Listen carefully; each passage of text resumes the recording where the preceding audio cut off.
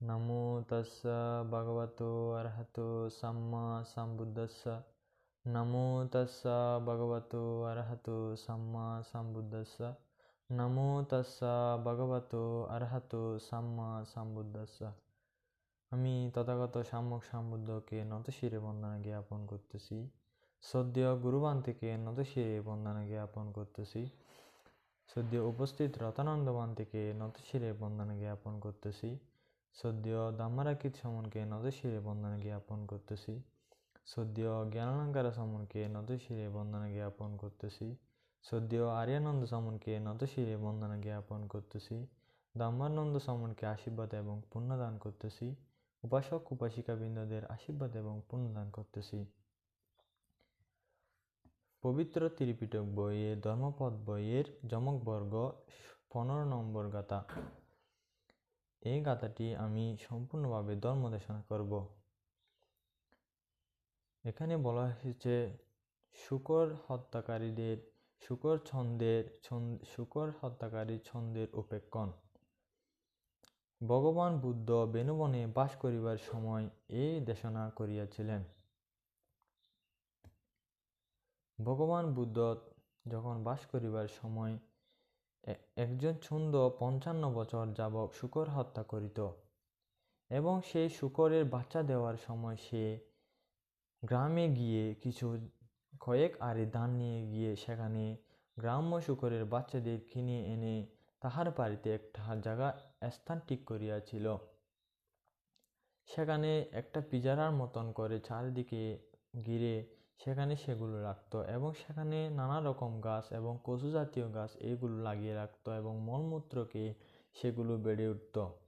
সেখানে তাহা আস্তে আস্তে বড় হতো এবং সে যেটা তাহার ইচ্ছে করত সেটা সে ধরে নিয়ে এসে চিতার মধ্যে নিয়ে গিয়ে শক্ত করে বেঁধে ফেলত এবং নড়াচড়া করতে না পারে মতন। এভাবে বাঁধার পর সে সুপাটি মঙ্গল দিয়ে প্রহার করত এবং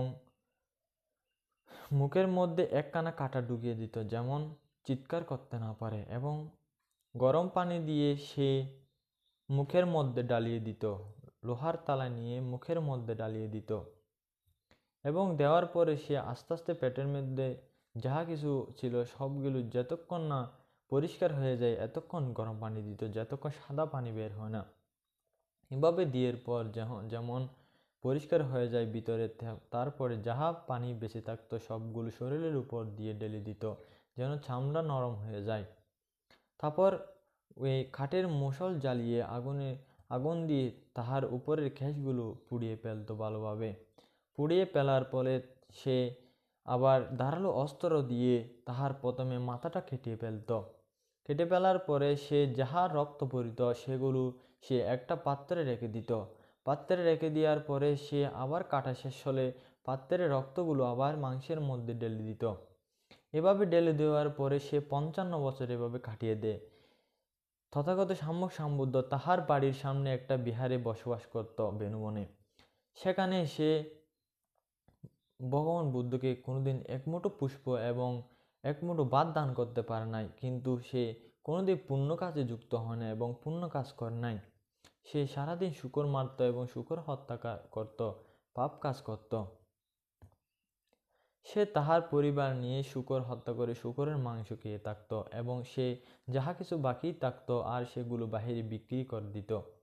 এভাবে তাহার সংসার চলিত। একদিন সেভাবে যাওয়ার পরে 55 বছর মধ্যে 55 বছর শেষে তাহার একটি মহা অবিচিনরকে রোগ সৃষ্টি হয়েছিল। সে রোগের আক্রান্ত হয়ে সে এমনভাবে চিৎকার করত যেমন কি শূকরের মতন চিৎকার করত। সে অবিচি নরকের সে রোগ অনুভব করতে করতে সে মরণ ভয়ে ভীত হয়ে গিয়েছিল।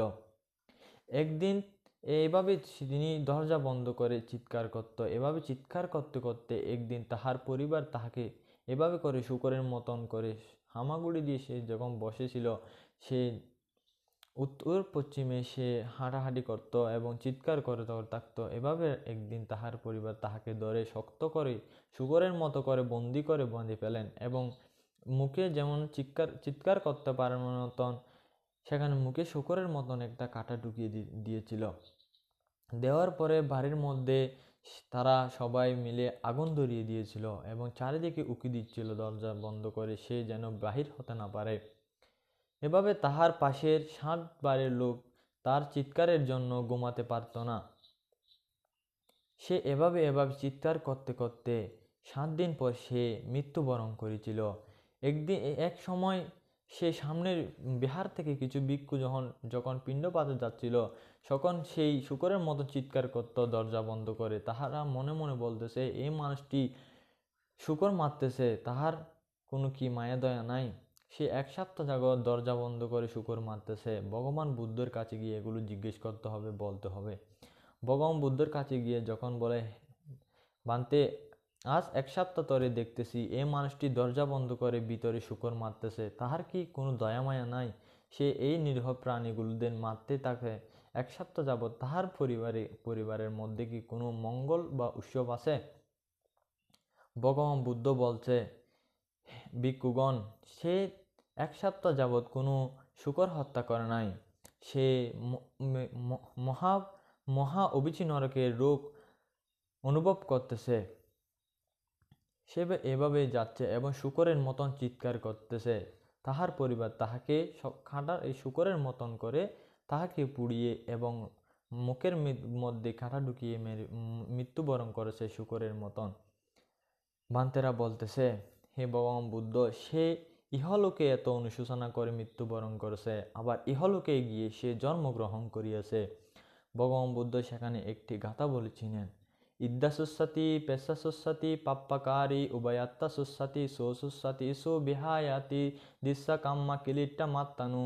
এর উদাহরণ হচ্ছে, যে কাজ করে সে ফল পায়, যে পাপ কাজ করে সে পাপের ফল পায়, এবং যে ভালো কাজ করে সে ভালো কাজের ফল পায়। এই বলে আমার সংক্ষিপ্ত দেশনা এখানে শেষ করতেছি। আবারও ভগবান বুদ্ধকে নতশিরে বন্দনা জ্ঞাপন করতেছি।